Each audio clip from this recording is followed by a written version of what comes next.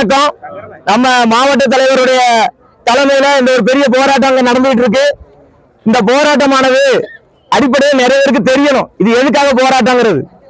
நம்ம தண்ணி கேட்டு போராடுறது நமக்கு குடிக்கிறதுக்கு மட்டுமல்ல, நமது உடங்குடி பகுதி ஒரு காலத்துல வெத்தலை கொடிக்கால் இருந்த இடம், அது நிறைய பேருக்கு தெரியும். இந்த பகுதியில இன்னைக்கு அந்த ஏரியால வெத்தலை கொடிக்காலே இல்லாம அழிஞ்சு போச்சு. அந்த விவசாயம் பண்ணி இருந்தா அந்த விவசாயத்தின் மூலமா நடந்தக்கூடிய அந்த ஏற்றுமதி நடந்திருக்கும். அந்த ஏற்றுமதி இல்லாம அழிஞ்சு போச்சு.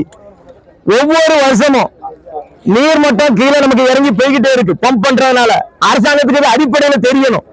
நம்ம இந்த பக்கத்துல எடுத்துக்கிட்டா இந்த சடநேரி குளத்துக்கு திறந்து வேண்டிய தண்ணி, இந்த பக்கம் எடுத்துக்கிட்டா புத்தம் பெருவா பெரிய ஒரு நீர்பிடிப்பு பகுதியான தண்ணி, இந்த ரெண்டையுமே 100 அடிக்கு மேல இருக்கும்போது திறந்து விட்டா ஒரு 15 அடி தண்ணி திறந்து விட்டா போதும். இந்த கீழே உள்ள அனைத்து குளங்களையும் நிரப்பிட முடியும். இதோடைய கெப்பாசிட்டி ஒன்றும் பெரிய கெப்பாசிட்டி கிடையாது. ஆனா நீரை இழுப்பு வாங்கி வச்சு இந்த பூமி கீழே கொடுத்து கடல் தண்ணியை உள்ள புக விடாம இந்த குளங்கள் தடுத்துக்கிட்டு இருக்கு. அதனால போன வருடம் நம்ம 2 வருஷத்துக்கு முன்னாடி 2023 மிகப்பெரிய வெள்ளம் வந்துச்சு. ஊரே முங்கிற மாதிரி எல்லா பக்கமும் வெள்ளம். 4 நாள் எங்கேயுமே போக முடியாது.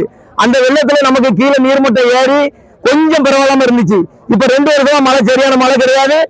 நீர்மட்டம் மழை உள்ள அப்படியே கடல் தண்ணி உள்ள போயிருந்து உடனடி போயிட்டு இடையில தண்ணி தெளிஞ்சிச்சு.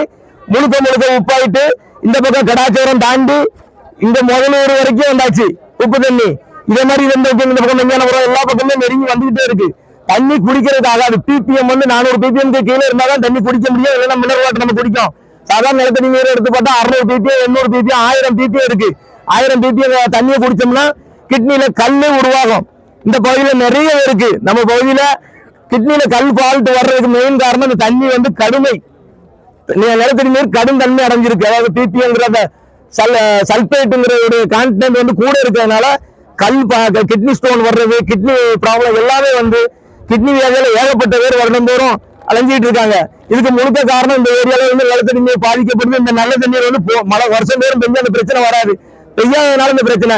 இந்த இதுகள்ல தண்ணி விடும்போது இந்த பகுதி எல்லாமே நல்லா ஒரு நல்ல ஒரு நிலைமைக்கு வரும். மக்கள் எல்லாம் நல்லா இருப்பாங்க.